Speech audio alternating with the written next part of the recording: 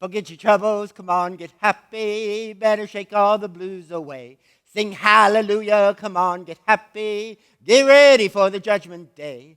The sun is shining, come on, get happy. The Lord is waiting to take your hand.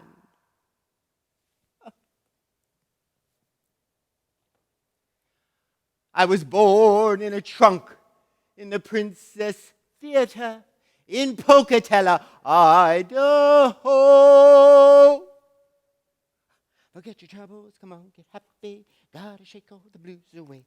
Sing hallelujah, come on, get happy. Get ready. Oh, it's not really true, you know. All that Pocatello, Idaho stuff? No. But I suppose you knew that already. But, you know, it's the concept, not the reality. However, everything I am about to tell you is true. And, you know, it will all make a lot more sense later on. I hope.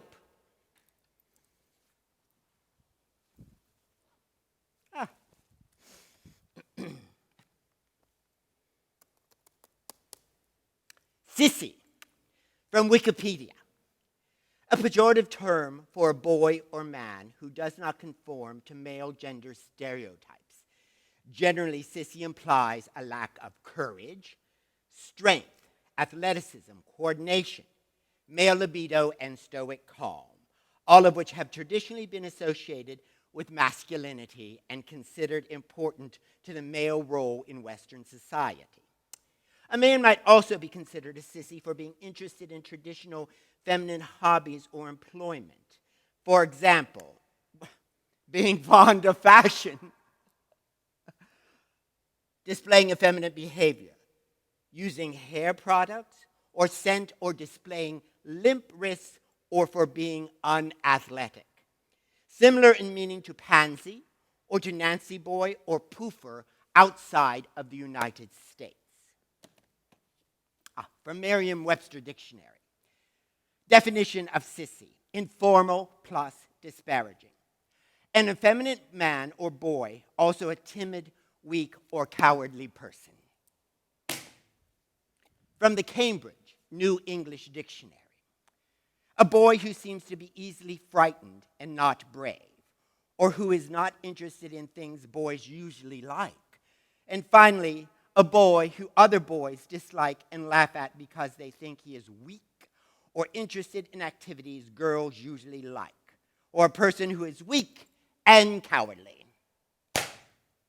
So there you have it, the definitions of a sissy, all basically the same. I was not born in a trunk or in a theater or in Pocatello, Idaho. I don't know where Pocatello is, and I have never been to Idaho. No, I was born in a hospital, just like any other normal baby, to nice middle-class Catholic parents, the youngest of 3, all boys. Oh, it made my father so very happy. Oh, 3 boys, the all-American family. The first, the oldest, my brother, was a jock, best hitter, best catcher. He was the quarterback in the junior football league, and this carried over into high school and then into college. Oh, the big man on campus, he had all the female cheerleaders just fawning all over him, doing all the things a real man does. He made my father so very proud. He was the apple of his eye. Then came the middle child, my other older brother. He was the talented, intelligent one. Well, he had an IQ of something around like 9,000. Oh, he was really a genius level guy. And he had so many certificates that they ran out of room on his bedroom wall. And he could play almost any instrument that you put in his hand. But the icing on the cake, he joined the seminary to become a Roman Catholic priest. Now, for those of you that are not Catholic nor familiar with a staunch Roman Catholic family, having a priest in the family tops about just about anything else. No, I take that back. It definitely tops anything else. My mother and father were so very proud of him. Then, my dears, there was me, the sissy. Clue number 1.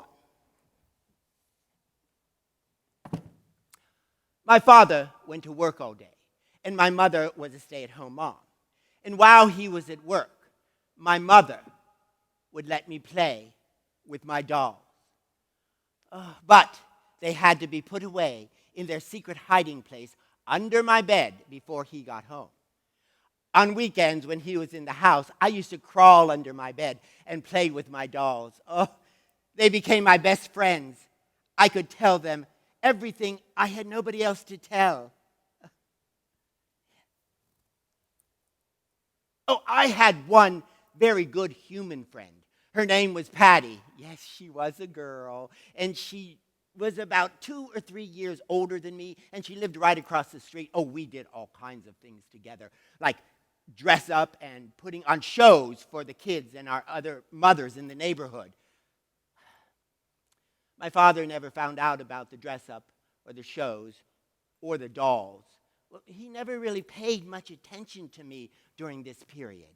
I'm sure he loved me in his own way, I guess, but I don't never remember him telling me or hugging me or kissing me. I was a tiny child, so tiny that the doctor prescribed pills to stimulate my appetite. Well, as a tiny kid, it was impossible for me to swallow a pill. So my mother would take the pill and put it between 2 spoons and crush it and put some liquid in it, so I just basically drank the medication. And this worked out just fine. Until one day my father decided that it was time for me to stop being a baby and become a man, a 5-year-old man. I was going to swallow the pill like a man. My mother assured my father that this would not work, but no talking him out of it. He put the pill in my tiny little 5-year-old man hand, gave me a glass of water, and said, "Swallow the pill." And I tried. Pill, water. I really tried. And then more water, until I've taken so much water that the pill actually dissolved in my mouth. Well, now if any of you have taken medication and the pill dissolves in your mouth, you know that it's this horrible, bitter taste, especially horrible for a weeping 5-year-old. I threw up, pill and all.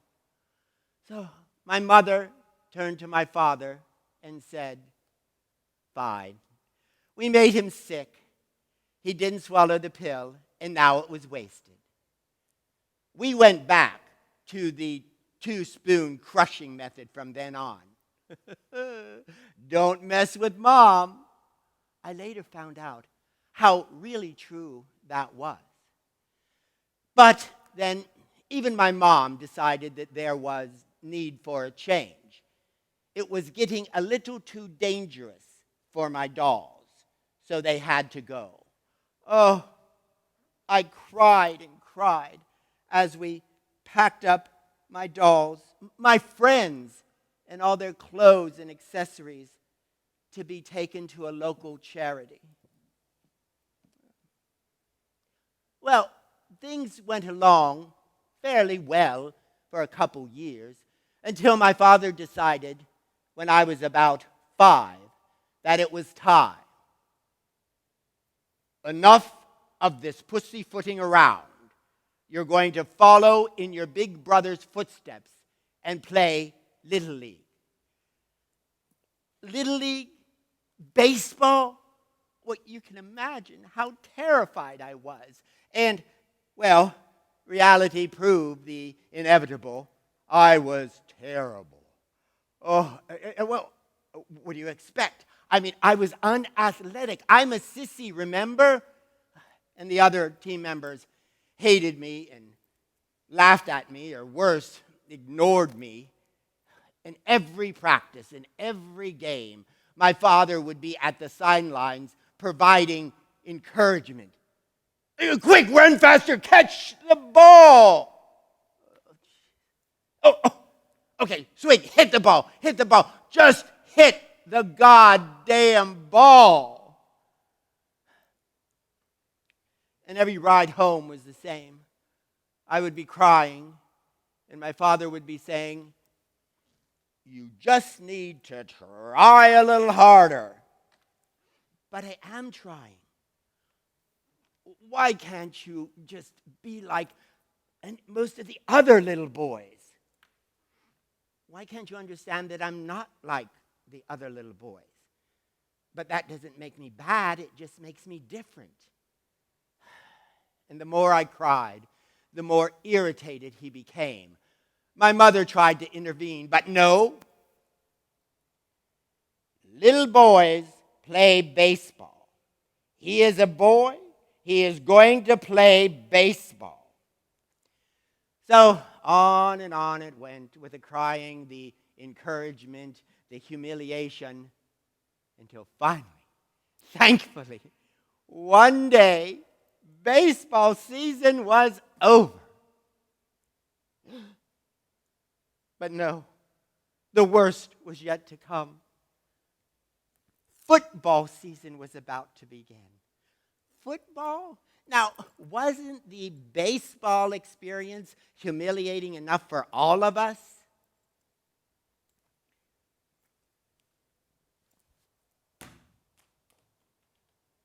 Now, you just saw me throw that. I mean, really. But my father decided all I needed was a little practice to follow in my big brother's footsteps. So in the weeks leading up to tryouts and sign-up, they were consumed with trying to make me a football player. It wasn't working. Until the evening, it came. It was time to go to tryouts and sign up. Well, I was hysterical crying. My father was hysterical yelling. My mother was hysterical pleading with my father not to make me go. Oh, just another one of your hysterical middle-class family evenings at home. Until my big brother, who was helping me put on my sneakers, looked into my eyes and said, "Dad, enough. You can't make him go. Don't make him go. The kid is terrified. You can't make him go." And then there was dead silence. We all just stood there, waiting for my father to explode all over the living room. But no. He took off his coat, sat down, his face turned into a normal color, and turned on the TV. And not another word was ever spoken about me playing any sports ever again. But I think at that point, somewhere in my father's mind, he finally came to the realization that indeed his son was a sissy. But never mind. He had his two other boys, his two sons, his two men. But our lives were saved. And my big brother became my hero.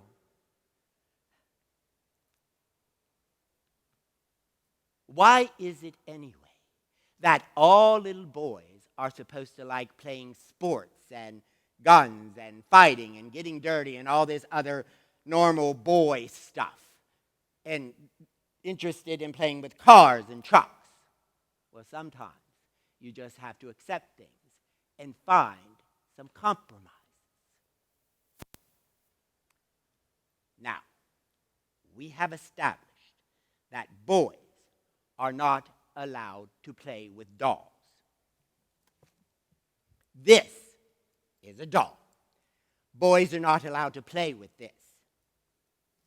This, too, is a doll. Boys are not allowed to play with this either.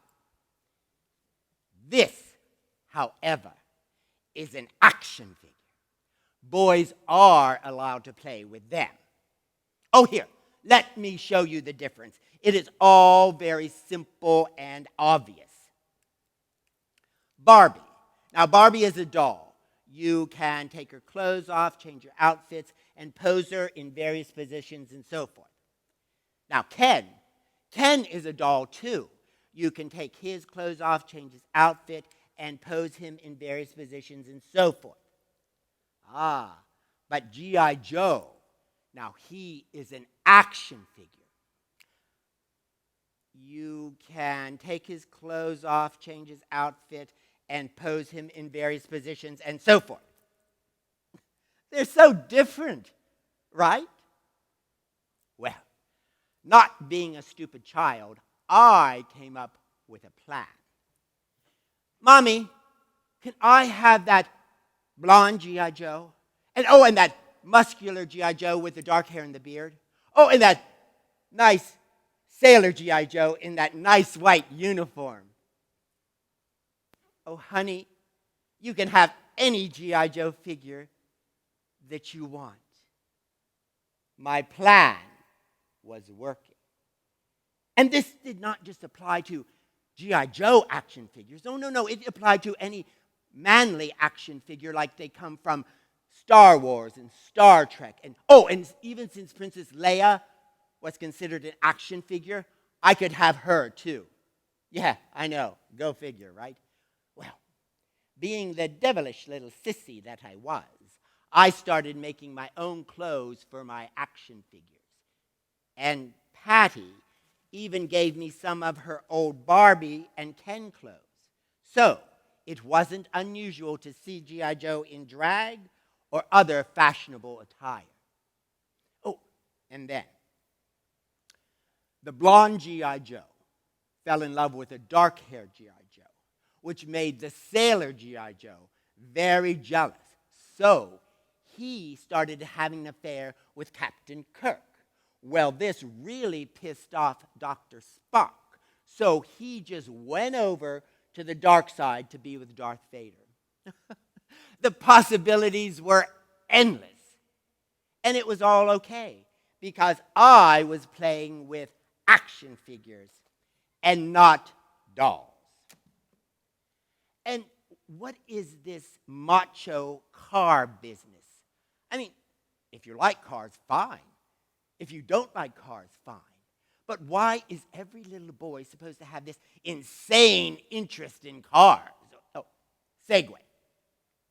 When I buy a car, since I am a man, this is how the conversation goes. Okay, let me show you the beauty of that engine underneath this hood. Why? Is there an engine, and is it underneath that hood? Yes, sirree. Well, fine. Because that's really all I need to know, because I will never have an opportunity to look at it. In fact, in most of my cars, I don't even know where the hood release is. One time, I pulled into the service station, and I was going to ask the attendant to check my oil. Why? Well, because he was kind of cute. And besides, someone had once told me that you should periodically change your oil. I mean, if there's oil in there, where is it going to go? But not for me to answer, just follow the norm. Excuse me, but could you check my oil? Yeah, okay, sure. Pop the hood. Well, can't you do that from out there? No. You do that from in there. Usually there is a hood release on the driver's side underneath the dashboard. You do know where the dashboard is, don't you? Well, of course I do. So I felt around underneath the dashboard, and I found the latch, and I popped the hood. But nothing was happening. So I got out of the car and I said, I'm sorry, is there a problem? No, I just need to look at your stick. Oh, he meant the dipstick in the engine. Oh, and what kind of service station attendant was he anyway? You can't even find a dipstick. Well, I'm sure it's in there somewhere. Just look around. I'm sure you'll find it. I have faith. And sure enough, he found the dipstick, checked my oil, and it was fine. But we started talking, and later on, we started dating. So you see, it is possible for a gay man to be macho and work on cars, or at least attempt to work on cars. But I digress. getting back to sports, men and boys, why is it that when boys aren't playing sports, they're supposed to like watching sports? And if you don't, should be something very wrong with you. Oh, and God forbid that you don't know who is playing in the Super Bowl. Well, to me, a Super Bowl is one that is either made by Waterford or Tiffany. Oh, but don't get me wrong. There are certain sports I do like to watch. I was glued to the TV during the Summer Olympics.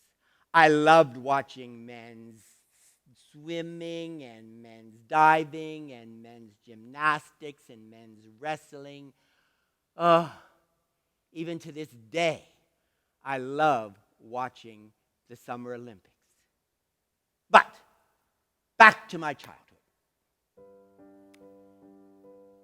It is a known fact that all effeminate men, sissies, are not gay. No, some are straight, they're just effeminate. And it is also a known fact that all gay men are not sissies. No, some of them really do like sports and working on cars and guns and blowing up things, and don't like ballet, theater, symphony, Judy, Cher, and Barbara. We call these men butch, but we're not talking about them. We're talking about me, a gay sissy. When I was young, growing up in the time that I didn't know homosexual or gay. I just knew that I felt different. When I was lucky enough to find a magazine with a male underwear ad or swimsuit ad, I thought that if I positioned the page just right, I could look down and see his... Yeah, that's true. I actually thought that. Television, my true outlet. And I was safe. It was okay. I think it all started when I was very young with Bonanza. Michael Landon as Little Joe Cartwright. Oh. And I think this is probably about the only time that my father and I ever spent some time together in the same room, because he loved watching Westerns, and so did I, but for a much different reason. Oh, and then there was Flipper.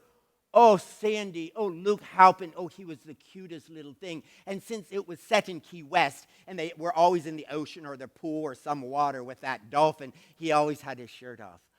Oh, and then Bobby Sherman, Parker Stevenson, the Dukes of Hazzard. Oh, and Andy Gibb. Oh, Lord, I love the era of tight pants. And now we are coming close to the Holy Grail. The Wild, Wild West with Robert Conrad in those tight blue pants.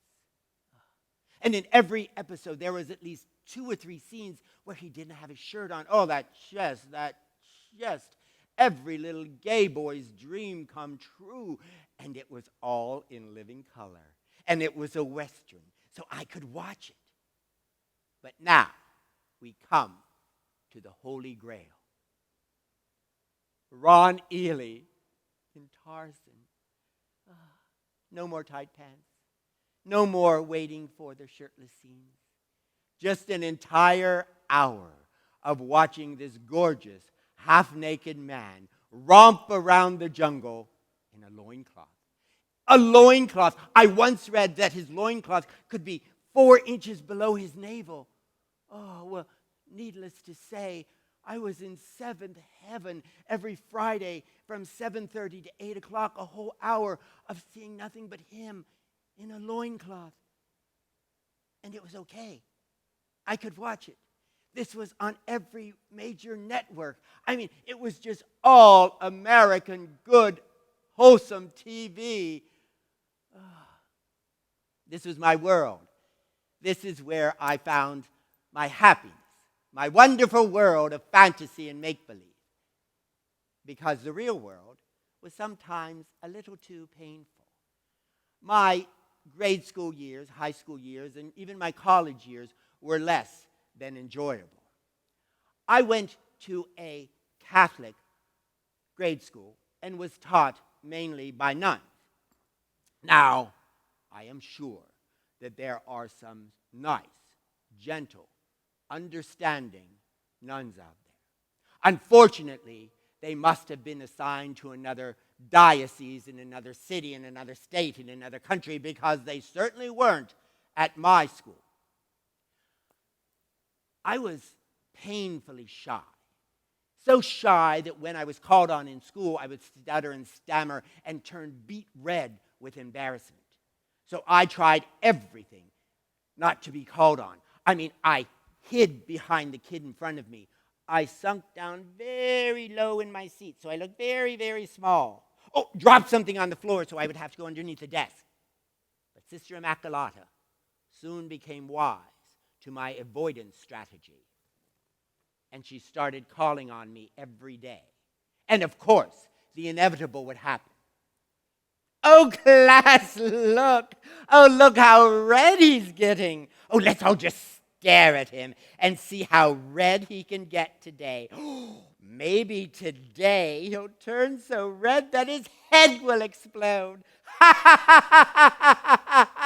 And the rest of the class started laughing, and I cried for hours in my room, dreading to go back to school, until my mother found me, asked me what was wrong, and I told her. Don't worry, it will be all right. And it was. Within a week, the nun abuse had stopped. Don't mess with Mom. And then came Sister Aquinata. Now, Sister Aquinata did not like sissies.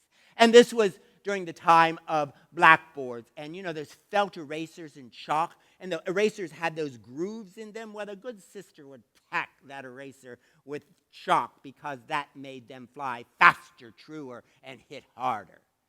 Well, she would be writing on the blackboard and for no apparent reason twirl around just a swirl of veil and habit and hurl a chalk-infused eraser right at me, hitting me in my head or my chest. Well, I would run up to my room and clean up the battle-scarred chalk from all my head or my chest because I was ashamed of being a sissy, until my mother caught me. And through tears, I told her what happened. Don't worry. It will be all right. And again, it was. Within a week, the good sister lost her throwing arm. Don't mess with Mom.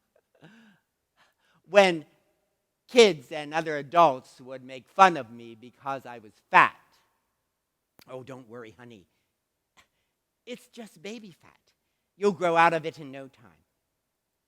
When others mocked me and made fun of me and laughed at me because of my talk or my walk. Don't worry, honey. We're all different. There's nothing wrong with you. In everyone's life, there is one person that can make everything all right, that can turn the tears into smiles, that can turn tragedy into triumph. She was my rock, my protector, my hero, my friend.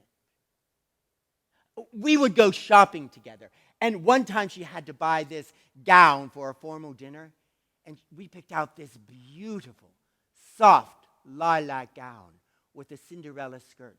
Well, she bought it, brought it home, put it on, and twirled around the living room until the skirt billowed out into a perfect circle. We laughed and giggled like we were teenagers getting ready for the prom. That's the dress I picked out to have her buried in. I know what you're saying. Well, of course he's a sissy. Of course he's a little mama's boy. Of course he's gay. No, she did not make me a sissy. No, the dolls, the magazines, the TV shows did not make me gay. For those of you that believe in him or her made me this way. And I am perfectly sure that him or her is just fine with it, because him or her does not make mistakes.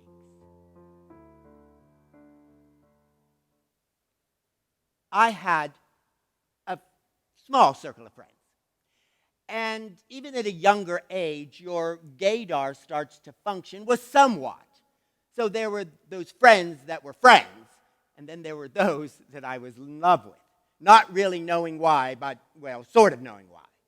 When you get to be around 14, you start to know.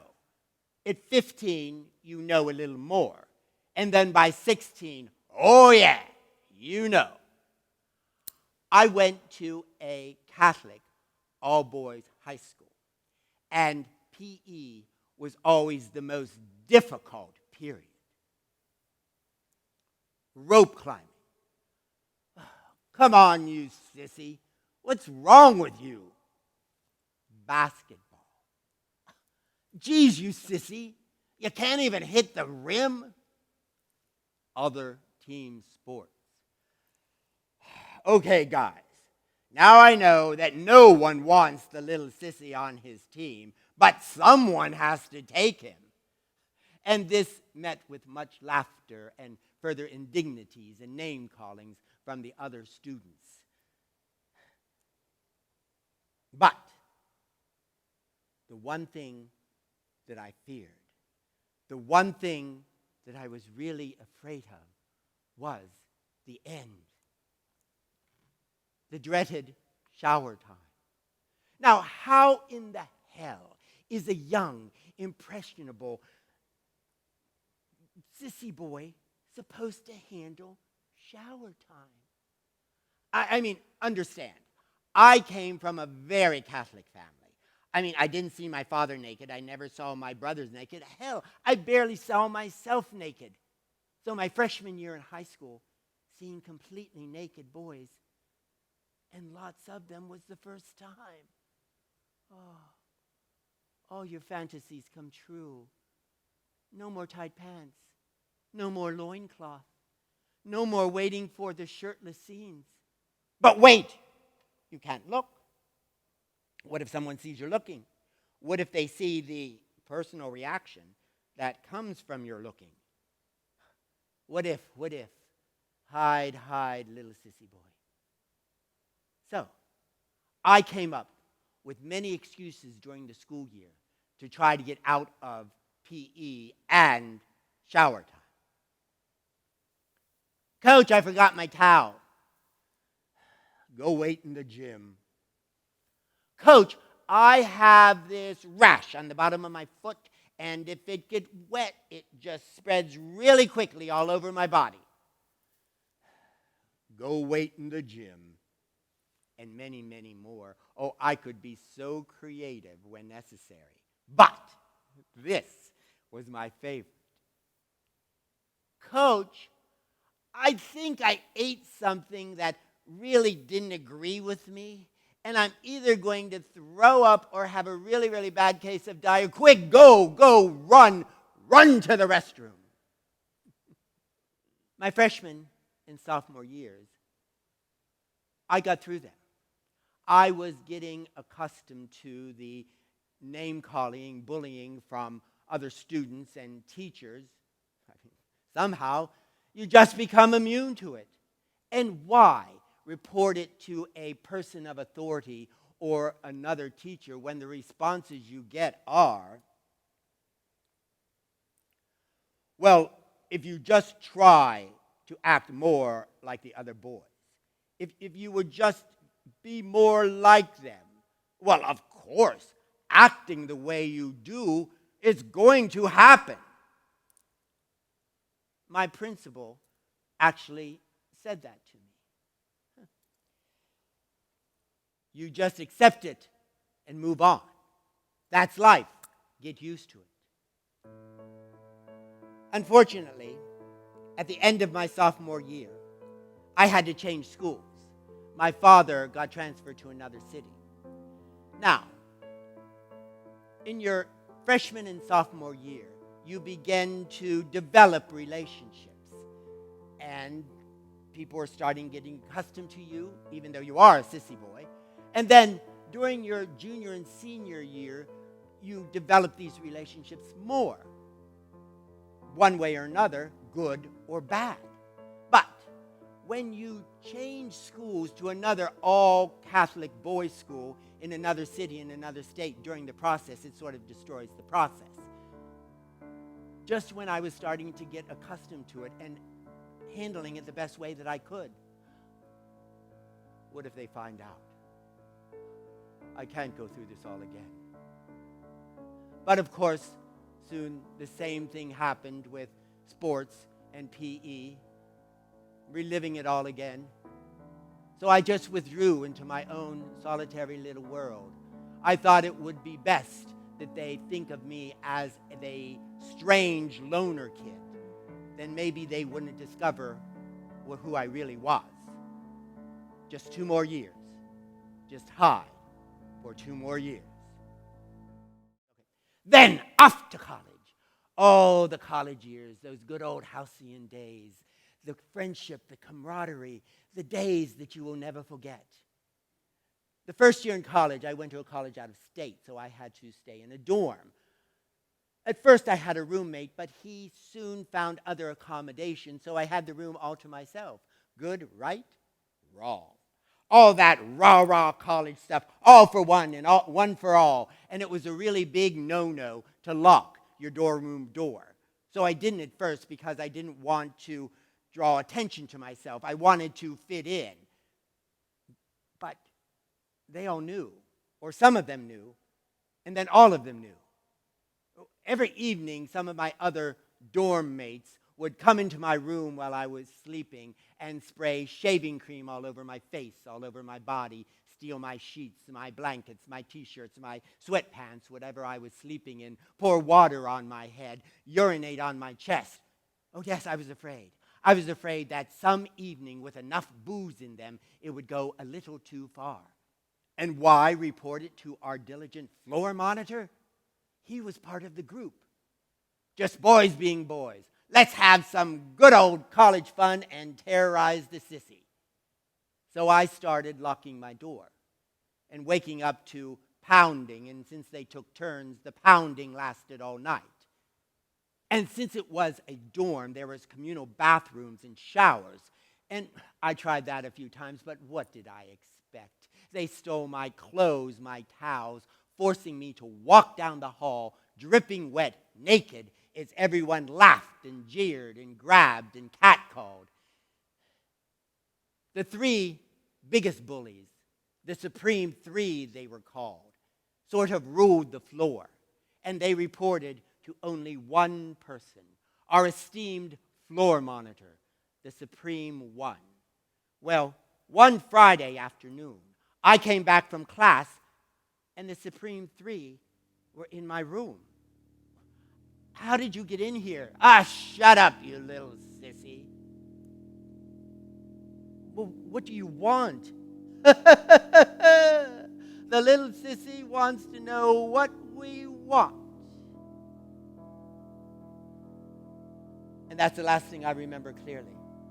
Because then started the laughing, the slapping, the punches, the ripping, the tearing.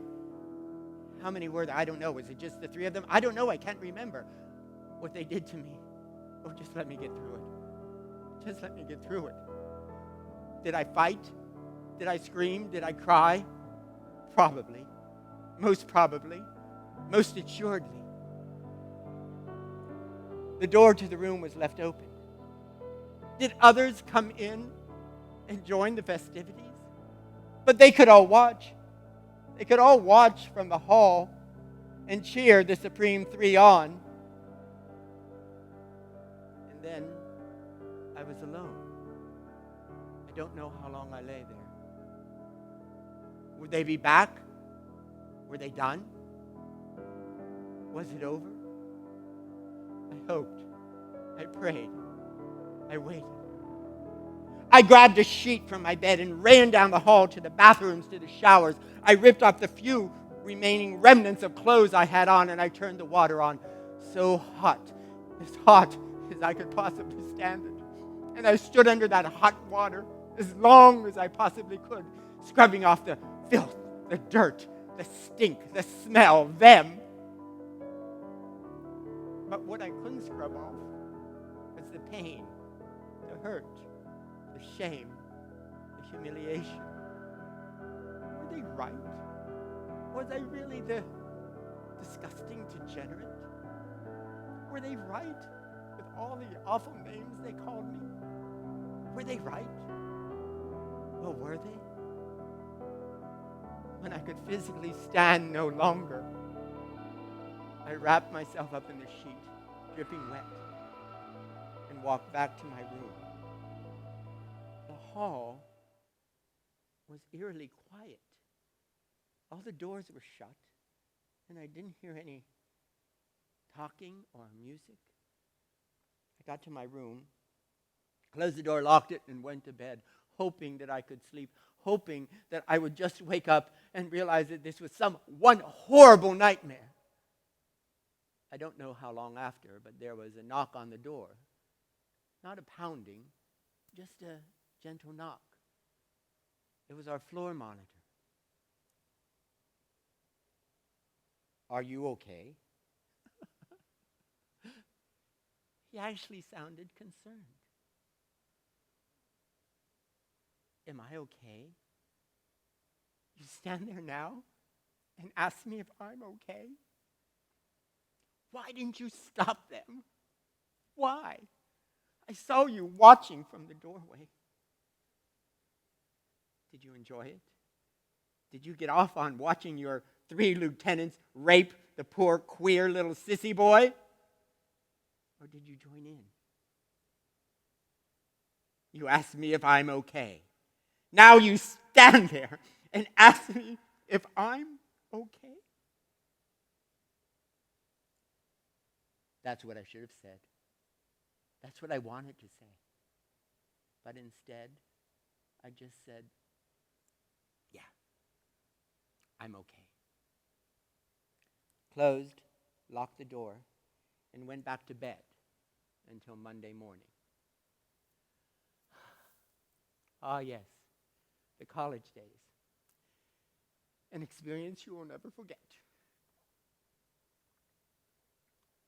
Well, thankfully, that was near the end of the school year, and I only stayed at that college for 1 year. I transferred to a college back home and became a townie, and I changed my major to theater, and that changed my life. Finally, I had friends. I wasn't afraid. I was having fun. I was accepted. I was respected. Finally. When I got home, since I wasn't fully healed, my mother saw the remnants of that Friday night on my face and my arms, and she asked me what happened. Oh, you know me. I am so clumsy. I was packing, and I pulled a suitcase down on my head. She knew I was lying. They know. Mothers always know. Well, no matter. You're home now, and everything will be better. I was glad to be home with her, my rock, my protector, my friend. I never told her about my college experience. There was no need. It would have only made her sad. I kept that all to myself until now. Shame, I guess. It is safe to say that in the first 18 years of my life, there was a lot of hiding. Hiding the truth. Hiding the dolls from my father. Hiding from the teachers. Hiding the pain, the hurt, the humiliation. Hiding from the world. Hiding from myself, what I was. A gay sissy. But now, that had all changed. And I felt rather liberated.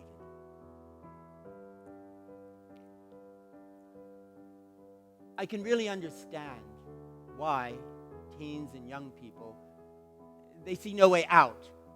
They just want it to stop. Just stop the pain, the hurt, the humiliation. Stop the feeling of being less than a person. Just stop. But for me, the pain and the hurt had stopped, at least for now. Life was good.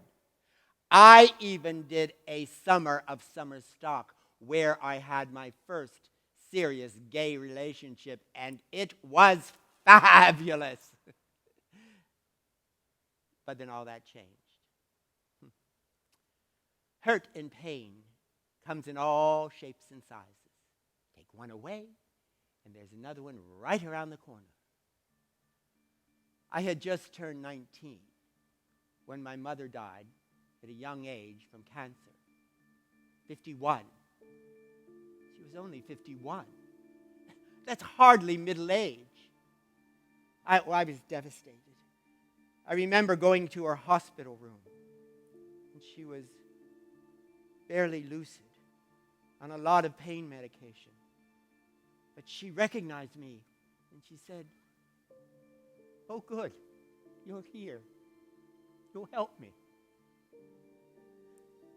But I couldn't. There was nothing I could do but stand there and watch her die. After all the years, after all the times that she helped me, after all the tears, after all the times that she hugged me and told me everything would be all right, and it was. I couldn't make this all right. I was helpless. There was nothing I could do. She was dying. And she died. Later that day, I was driving 60, 70, 80 miles an hour down the expressway. And I thought, how easy it would be to just turn the wheel. To just turn the wheel a little and slam into one of those big concrete bridge supports. It would all be over so quickly. I wouldn't feel a thing. And then the pain and the hurt would be gone. And we would be together again, laughing and twirling around in a soft lilac gown with a Cinderella skirt. To this day, I don't know what stopped me. Yes, I do. I was so distraught that I don't remember the funeral or the cemetery, or, I can't remember. I try, but I can't. I had to be there, right? But I do remember, as tradition in a nice Catholic family, after the funeral, everybody comes back to the house for a luncheon. I just wanted them all to go away. Go away with your stupid, feel-good platitudes. God has a plan for her. She's in a better place. She's happy now in heaven. No, her place was here with me. She was mine. You had no right to take her. None.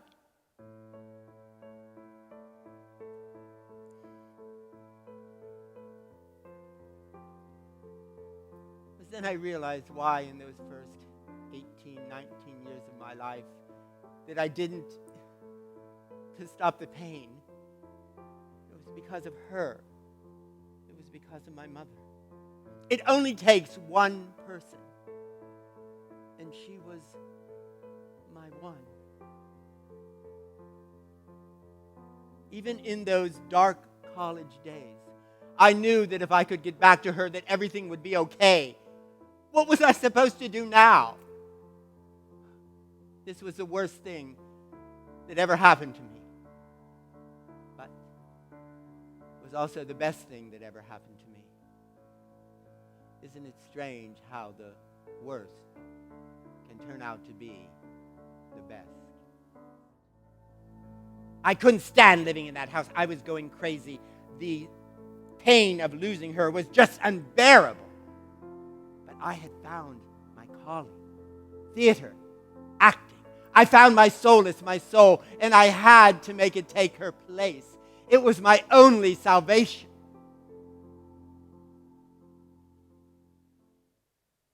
So what do you do when you realize that you have what it takes? That you're not strange or less, but unique? That you know that you have that special something that will send producers, directors, and perhaps the entire world into an absolute tizzy? You move to the Big Apple, New York City, the land where dreams come true. And that's where the closet door flung open, right off of its hinges. I started on my journey. I was a out, proud, gay sissy, and I was going to celebrate that. Start spreading your wings. You're leaving today. Gonna make a start of it. New York, New York. Yes, I'm gay, and I've always been gay, and now the whole world is going to know it. No more hiding. No more lying. No more. This sissy was breaking out. If I can make it there, I'll make it anywhere. So come on, come through. New York, New York. I had friends in New York that I met in summer stock so I wouldn't be alone. Oh, this was heaven. You'll be swell. You'll be great. Gonna have the whole world on a plate. Starting here, starting now, honey. Everything's coming up. I was here, I was queer, and star material.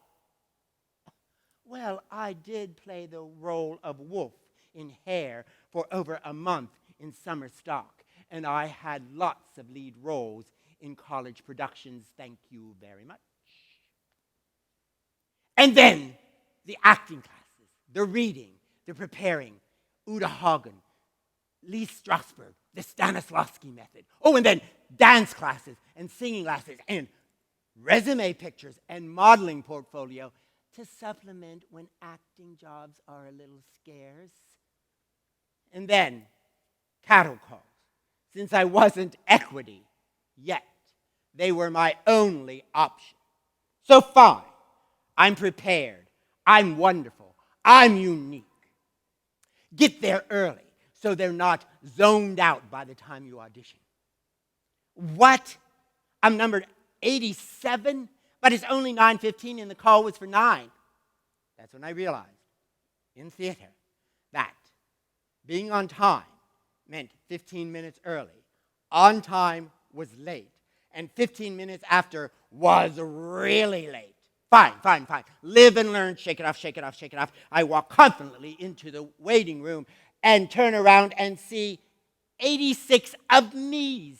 They all look exactly like me. Same body type, same hair color, everything. Well, obviously, that description in the casting call that was so uniquely me was also uniquely 86 other people. And more were coming in. No, go away. So on and on it went. Cattle call after cattle call after cattle call. Thank you. Next. Oh, darling, don't call us. We'll call you. But, and now this is a big but, it wasn't because I was a sissy. Well, no. All of us were sissies. Oh, 80, 90, 100 of us. All of us sissies galore. But New York was nirvana. Oh, the bars, the men. The restaurants, the men. The theater, the symphony, the museums, the men. And suddenly, I was popular. The little sissy was popular.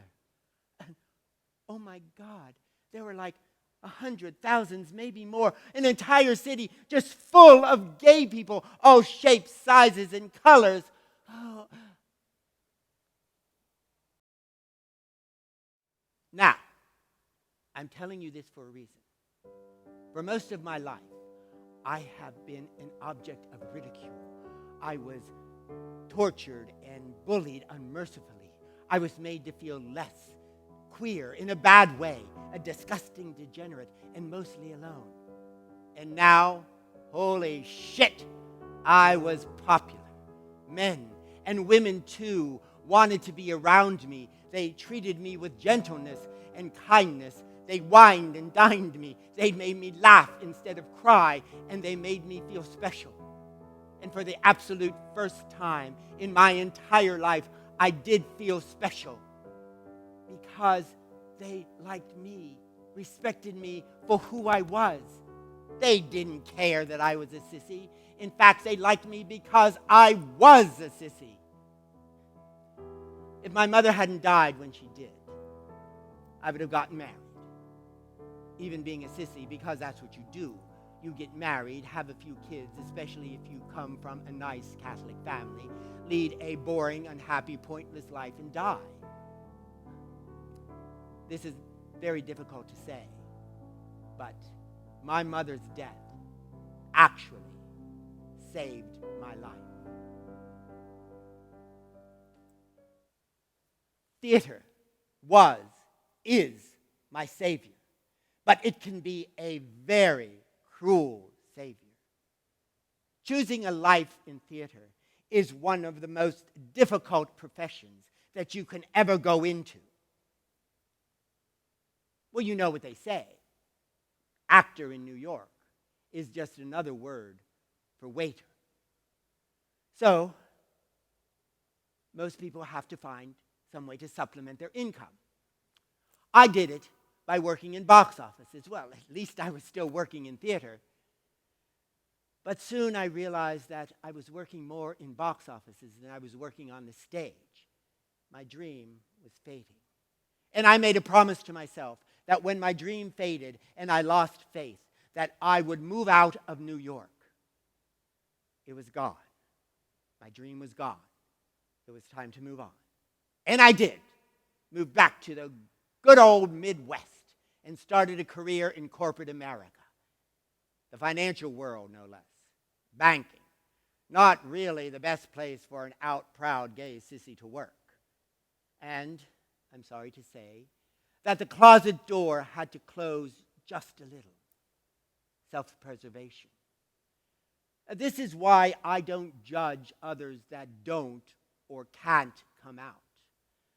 But what a difficult life that is, to live in the closet, to deny who you are. But this was a different time. There was no diversity clubs. There were no initiatives. You could very easily get fired for being queer. Even more so than today. Yes, even today. Self-preservation. But as with the dolls versus the action figures, I got creative.